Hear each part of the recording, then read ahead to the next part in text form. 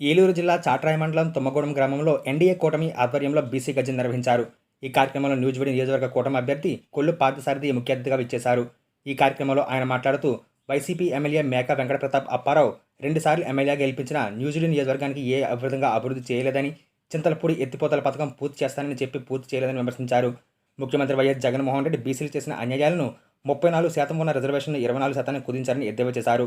రానున్న ఎన్నికల్లో చంద్రబాబు నాయుడు ముఖ్యమంత్రిగా గెలిపించి అన్ని వర్గాల ప్రజలకు అభివృద్ధి పథకాల ముందుకు తీసుకువెళ్లాలని కొల్లు పార్థసారథి అన్నారు. ఈ కార్యక్రమంలో బీసీ నాయకులు, కార్యకర్తలు వేలాదిగా పాల్గొని కార్యక్రమాన్ని జయప్రదం చేశారు. ఎందుకు చెప్తున్నానంటే చాలా స్పష్టంగా ఇందాక ఎవరో ఒక మిత్రుడు చెప్పాడు, ఏమండి మా కమారులో అండి 50 ఎకరాలు ఉన్న పిల్లనిస్తలేదండి అని చెప్పేసి.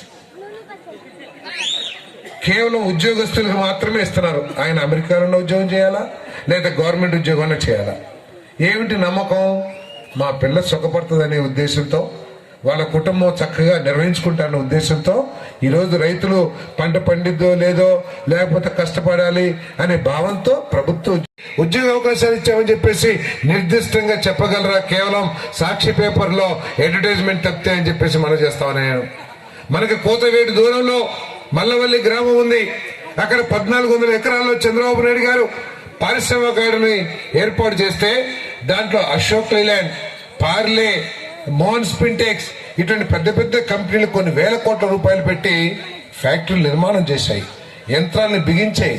కానీ ఆ ఫ్యాక్టరీలు మాత్రం ప్రొడక్షన్ ప్రారంభించలా.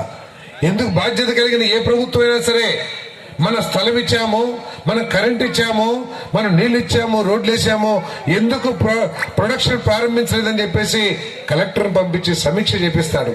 కానీ ప్రభుత్వానికి మరి ముడుపులు అందలేదనో, వాటాలు కుదరలేదనో, లేకపోతే బాధ్యత లేకనో ఆ పనిని పక్కన పెట్టేస్తే అదే పరిశ్రమ ప్రారంభించినట్లయితే ఎన్ని వేల మందికి ఉద్యోగ అవకాశాలు లభించాయో ఒకసారి ఆలోచన చేశారని చెప్పేసి మనం చేస్తాను. నేను ఈరోజు ఆ ఉద్యోగాలే కాదు, ఒక పేదవాడు ఆటోలు నడుపుకుంటారు.